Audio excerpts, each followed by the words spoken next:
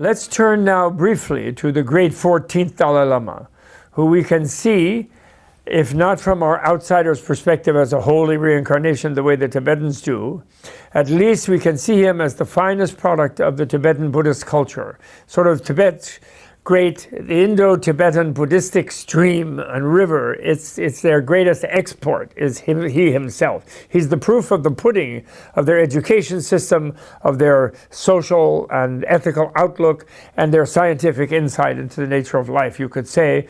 And he's the proof of the pudding of the Tibetan Buddhistic culture, therefore, and higher educational and professional systems.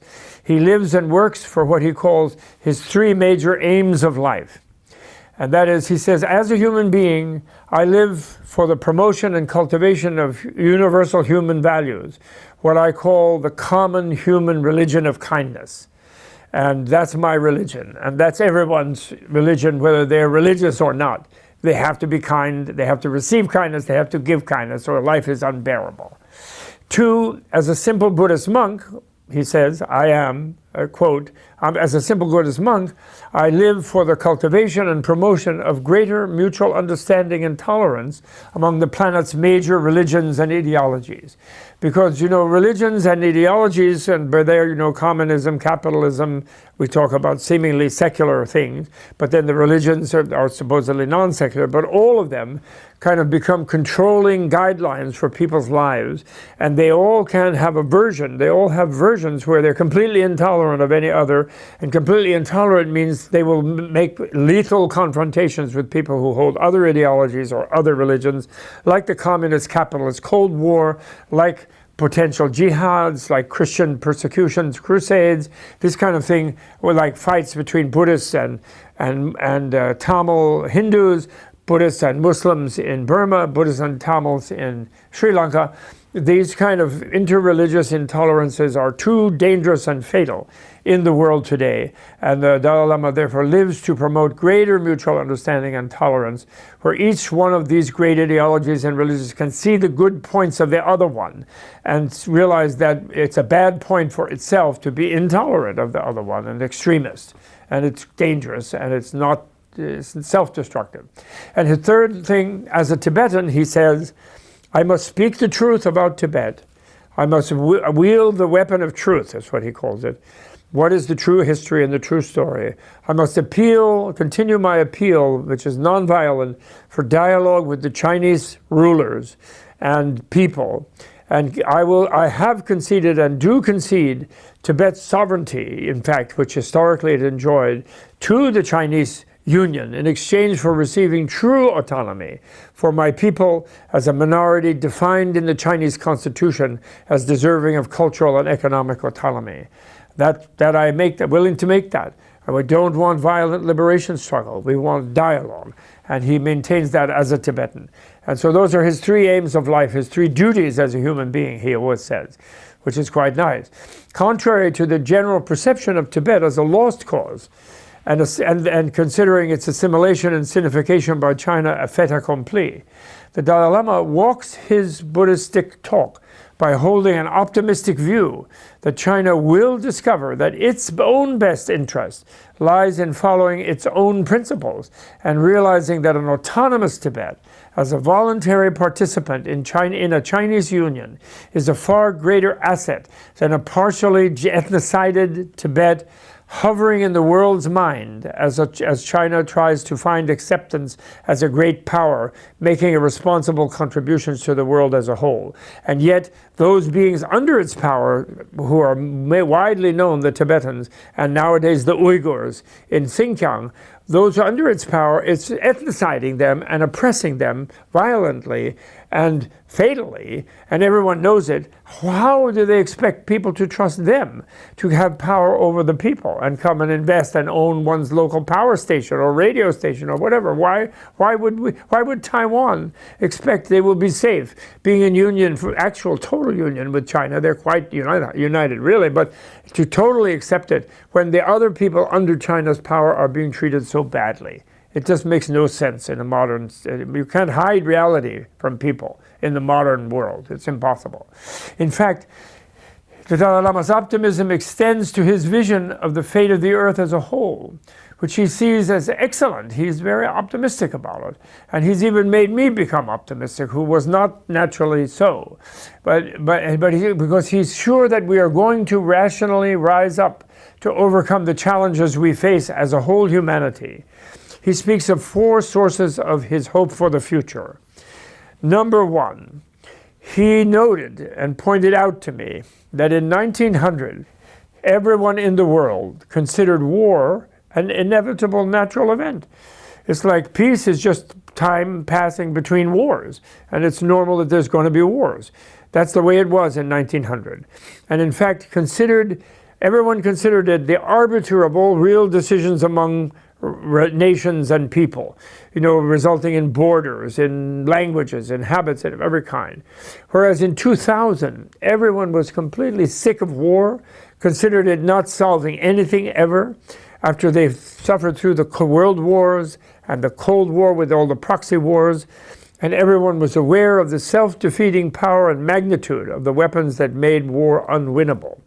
In 1945, with the explosions of the nuclear weapons in Hiroshima and Nagasaki, people in the unconscious of people, subliminally, they realized the impermanence, and they felt insecure that they realized even their own atoms in their own bodies could just completely destroy them and pulverize them in a split second, given if they were part of a chain reaction.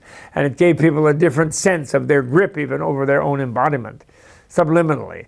And that's a huge change from 1900 to 2000, and that is the source of the Dalai Lama's hope. Number 2, the second thing, in 1900, the Dalai Lama points out to us, people look to large impersonal systems as solving all human problems. We could just sit back and it'll all be solved by capitalism. Or we could sit back, it'll be solved by communism and the dictatorship of the proletariat. It'll be solved by democracy, or it'll be solved by a dictator and autocracy. It'll be solved by industrialization, or it'll be solved by some sort of technology of living in harmony with nature or whatever, or we'll all go to Mars or whatever, Whereas in the year 2000, individual people, at least, if not necessarily everyone, and certainly not some of the leaders, have begun to realize that individuals have to assert themselves. They have to speak up.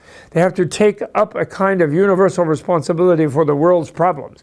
They're supposed to do that in democracy by voting and by protesting and by participating and like as de Tocqueville, the great sociologist, said, by making collectives and talking with each other and making plans and controlling destructive energies and activities. And they have to do that.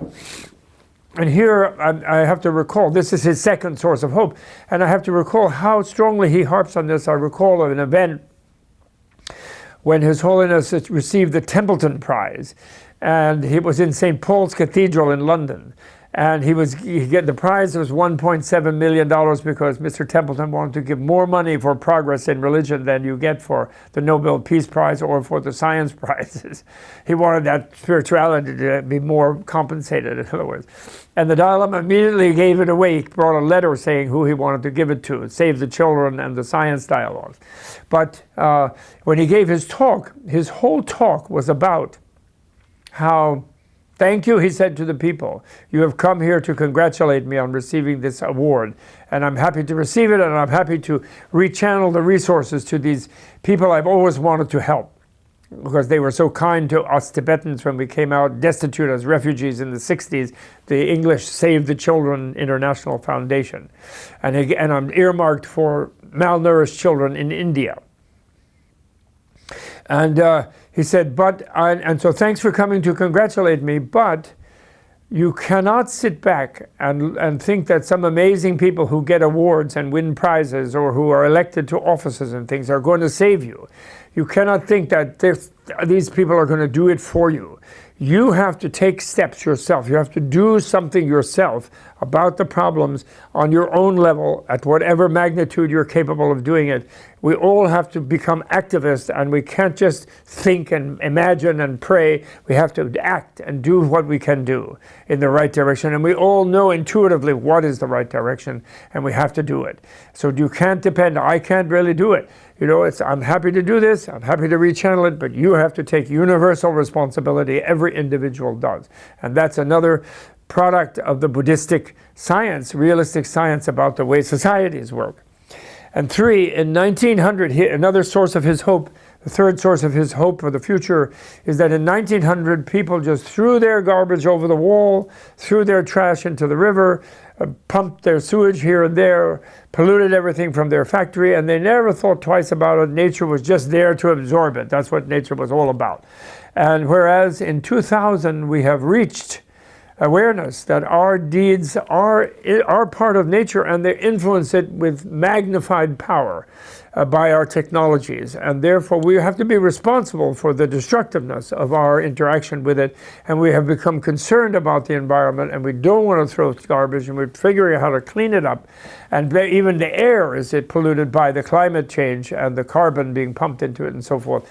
And so everyone knows that in 2000, it doesn't mean everyone is doing what they should about it, especially the leaders, and some big people who make money under the present destructive thing are stuck there. But the people know, and they're going to see to it that it happens. And because of that being the consciousness of the people, we will rise to this challenge. He's optimistic about that. And then his fourth major source of hope is that in 1900, everyone expected materialistic science, or scientific materialism, whatever you want to call it, would soon solve all problems of life and death, health and sickness, poverty and wealth, war and peace, etc. And I read a book where that's still going on, this Homo sapiens thing. But it's really silly, because none of these things are solved. But whereas in 1900, we thought that would be the case. You know, the great Crystal Expo in London in 1898 was like a big thing, and technology is going to just fix everything. Everybody was sure of that. Whereas in 2000, we have realized we need a psychology, a science of the mind, a systematic way of controlling human folly, greed, and hatred, and educating whole populations, not just a few elite intelligentsias, whole populations in wisdom defined as scientific realism, understanding the relativity of the self, in self-restraint, in generosity and in tolerance and compassionate altruism. And this everyone really knows, and we know it. We need a science of the mind. Of course, they're still desperately trying to say the mind is just matter. We're going to find a drug that's going to make everybody kind and nice and happy and self-restrained and generous. We're going to find some sort of electrical stimulation of the brain, neuroscience. There's always these attempts to materialize this solution, and none of them are working. And therefore, the people who really know, the quantum people, the really deep neuroscientists, they know that we need a way of controlling the mind with the mind.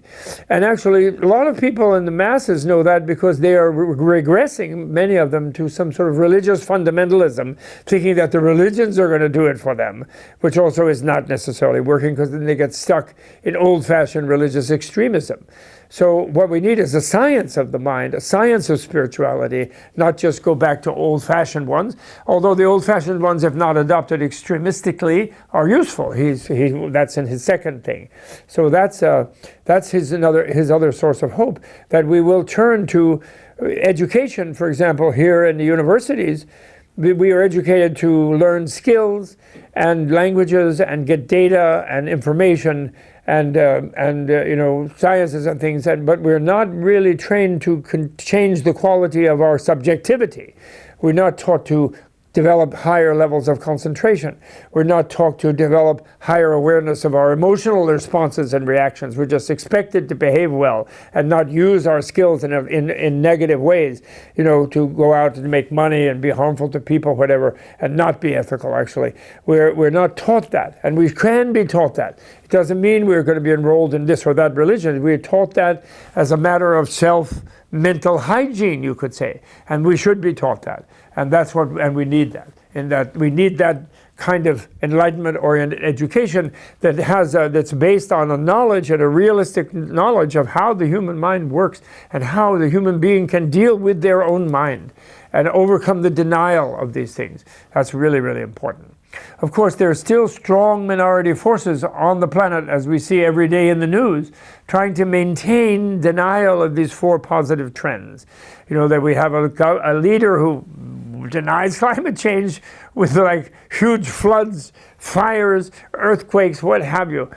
Tremendous negative things right in his face. Oh, that's not really whatever it is. Some senator says, oh, it's always changing the climate. Oh, that's no big deal. In the state that is going to go sinking under the water. They have crocodiles in the cellar of the condos in Miami, and yet in Florida, guys saying, "Oh, there's no climate change."